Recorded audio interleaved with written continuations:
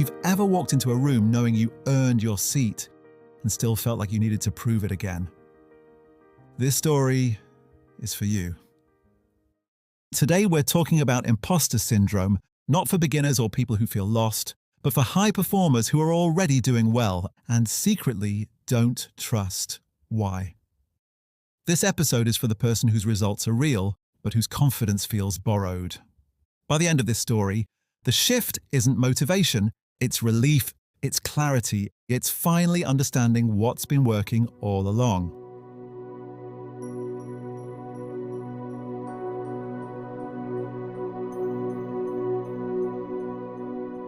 Picture this, a half-lit kitchen, early morning quiet, a mug of coffee going cold on the counter. Leo stands there scrolling through yesterday's calendar. While the house is still asleep, this is how most of his mornings start. Not with panic, not with dread, with review. Leo's default mode is competence. He prepares, he delivers, he adapts fast.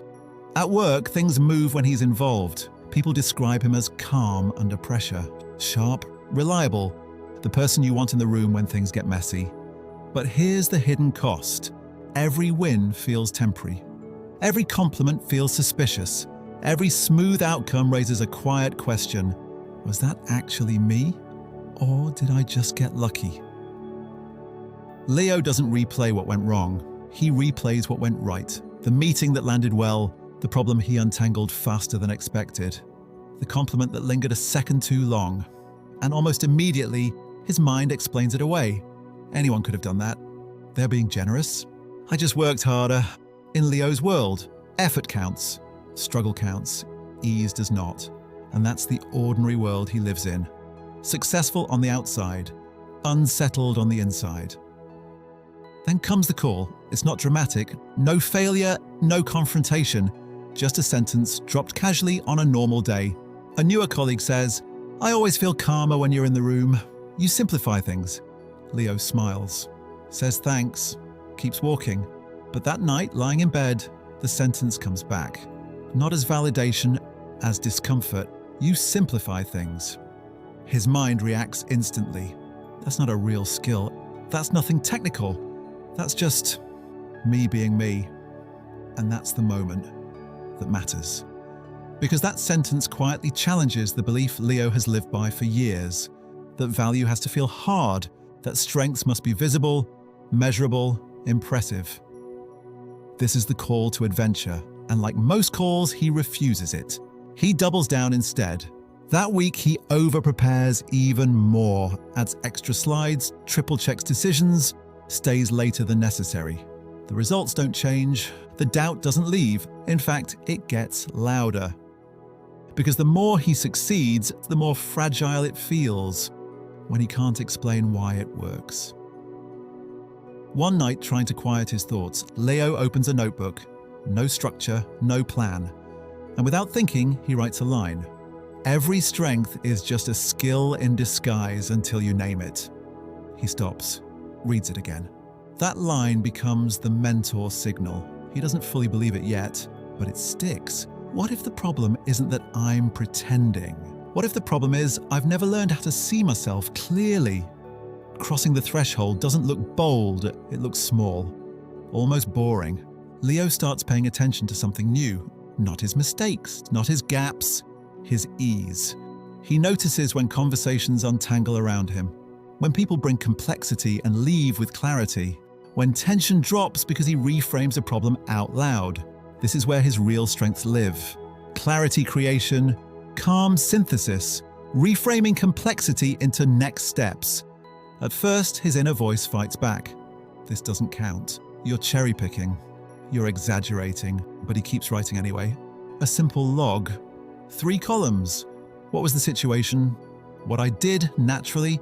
What changed after? The tests arrive quickly. Days the notebook stays closed. Moments when old thinking rushes back after praise. That familiar whisper, careful, don't get ahead of yourself. But allies show up too. Patterns on the page. The same feedback from different people across months. A growing body of evidence that can't all be coincidence. As he approaches the inmost cave, the challenge shifts. It's no longer about noticing his strengths.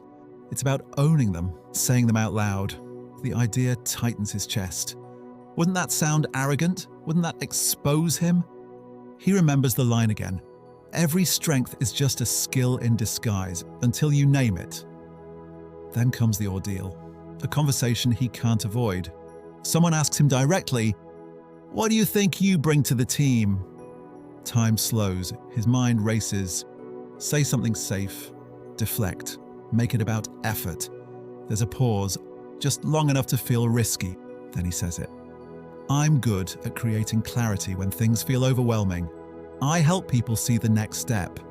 No joke, no apology, no softening, silence, and then nods, not praise, recognition. That's the reward. Not confidence as hype, confidence as alignment. Something clicks. He realizes confidence isn't fuel, it's a map. On the road back, the change becomes operational. He stops dismissing praise, he stops over-preparing out of fear. He chooses roles and projects where clarity actually matters. His calendar shifts, his rules change.